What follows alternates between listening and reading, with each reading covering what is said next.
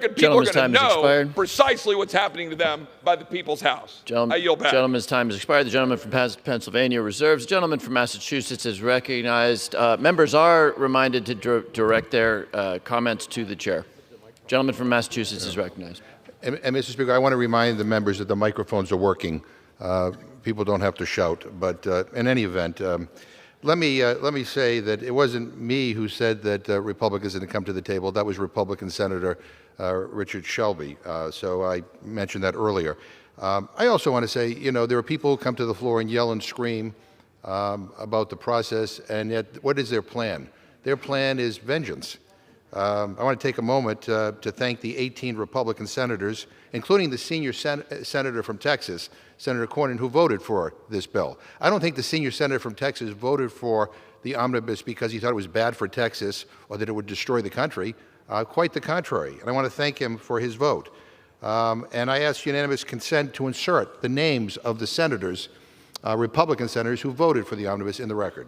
Without objection, so ordered. And I've heard some of my Republican colleagues on the other side threatening to vote against any legislation in the future sponsored by Republicans, in the Senate, sending over to the House because they don't like their vote. In fact, Leader McCarthy said, and I quote, "When I'm Speaker, their bills will be dead on arrival in the House." Well, some of the 18 Republican senators that voted for the bill yesterday actually have some incredible legislation signed into law. For example, Senator Cornyn's bill, S-4834, the Protect Our Children Act of 2022, was signed into law just a couple of days ago. That's protecting our children. Would that be dead on arrival now?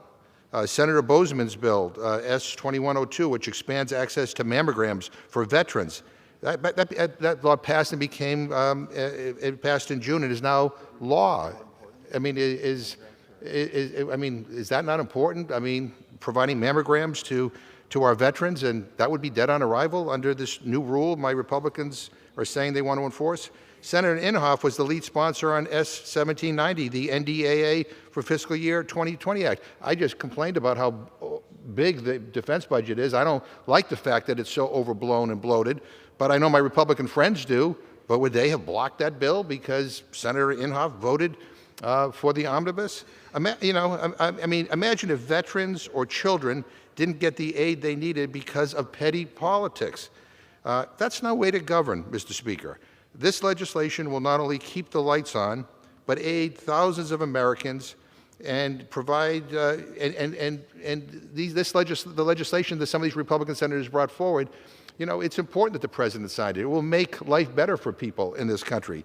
So I get it. You know, I mean, this is the time of, you know, everybody's yelling and screaming and trying to score political points. But at the end of the day, let us reflect what our purpose here is, and that is to get stuff done and to improve the lives of the American people. If you don't like the priorities in this bill, you can vote against it.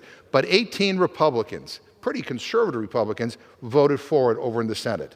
They put people ahead of politics, and I applaud that. This is not a perfect bill. There are a lot of things in here I don't like, but rather than yelling and screaming and threatening revenge, you know, maybe we sit down and people should sit down and talk and work things out and come to some sort of a compromise. That's what they did in the Senate. I hope that some of my friends will learn from that example, and I reserve my time. Gentleman from